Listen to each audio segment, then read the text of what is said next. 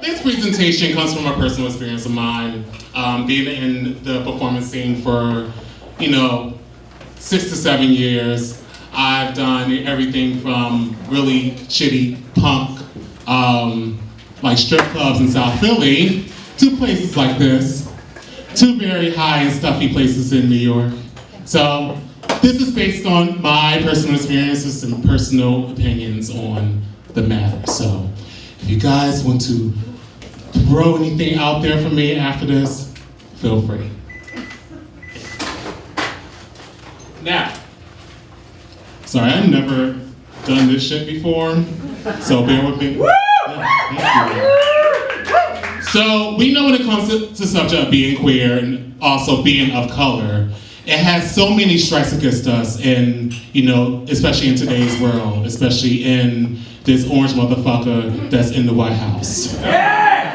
And throughout history and throughout, all inequality in arts and entertainment, there's systemic racism. And if you don't know that already, then maybe you should catch up. Now, because of systemic racism, there is something called typecasting. Typecasting is where, for example, some people before they will, say, hey, Icon, what you should do? You should do like a Monique-styled Precious theme show. You a big, tall, black bitch. Maybe you should play Precious. And I'm just like, no, bitch, no. And this is why. And there's ways to prevent that. And to make sure that you know that there are more types of POCs than what you see on TV. Yeah. Representations matter. Now, with this in mind, there has been mistakes in the process of including POC performers, especially in the LGBTQ community. Now, we have to know that there are, a melting pot of us. There are people with disabilities, there are people all across the board. Now, stop hiring us for convenience, okay? As you can see here, this is an example.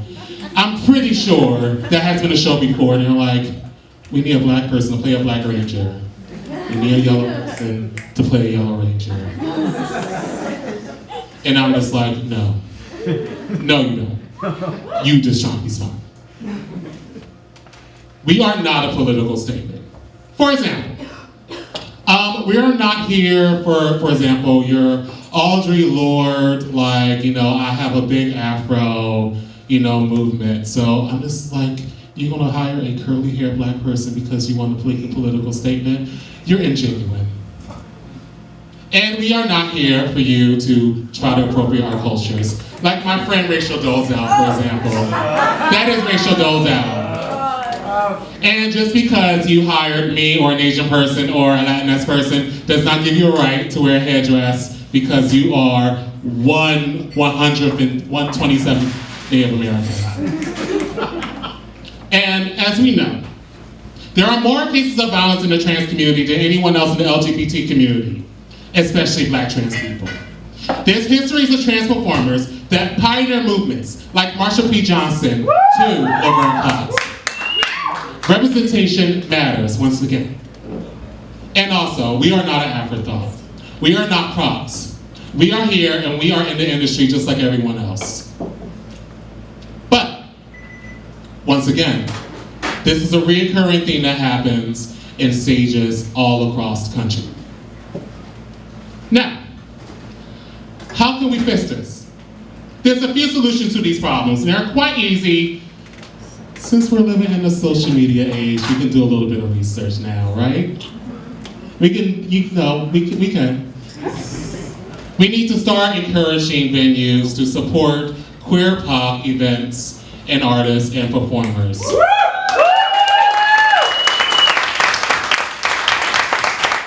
It's time to not tolerate any form of racism from owners and employees. Any bias should be looked down upon. I don't care if it's your best friend. I don't care if it's somebody that you really like. It is time to call them out. And also, create a culture of welcoming. We're all here. All we want to do is do art and perform. and express ourselves. Yes! Unlearn what you know. So you know you're a problematic auntie that would say dumb shit about gays and lesbians and black people. You know, unlearn that shit and move forward from there. Learn from your QPOC friends. Know that everyone's experience is different. Not everyone's from the same ground. And read issues about the communities before you open your mouth. It's a lot of that, especially on Facebook. It's a lot of that. And also, some people just can't be helped. If you're not open-minded, I'm not going to help you. This is not my job to help you unlearn racism. There are still instances of racism. Most recently in New York, there was this performer that got kicked out by this owner for allegedly giving someone a drink, and they actually bought the drink, but the owner called them the N-word before they left. So right now, New York is boycotting vodka soda in Hell's Kitchen, so keep that in mind. And also some places here in Philly. Yep. Now, the overall point is that all we want to do is be visible. In the LGBTQ community, you know, we are all a beautiful rainbow. That's why we have that symbol, including black and brown. And it's up to us to unlearn all the problematic, all the racist shit that we have been taught to us.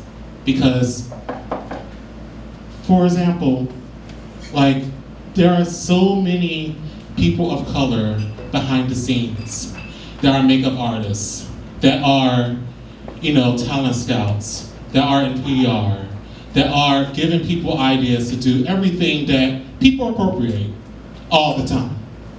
Now, we also know that other POCs should be held accountable as well. There are instances of anti-blackness going on in other POC communities, so we cannot forget that those people should be called out as well. Safe spaces should always be required. Now, personally, in my shows such as Raspberry Royale and other events I host, I always promise to put a foot up someone's ass. And people touch performers without consent. And I'm sure it's the same for tonight as well. Check your privilege. As you can see, my two little lovely friends right here, they're wearing, you know, a shirt called White Lives Matter. Now, you know, this is a reoccurring thing that's happening, you know, it is. We're not saying that, you know, just Black Lives Matter, but in the eyes of many people, they don't.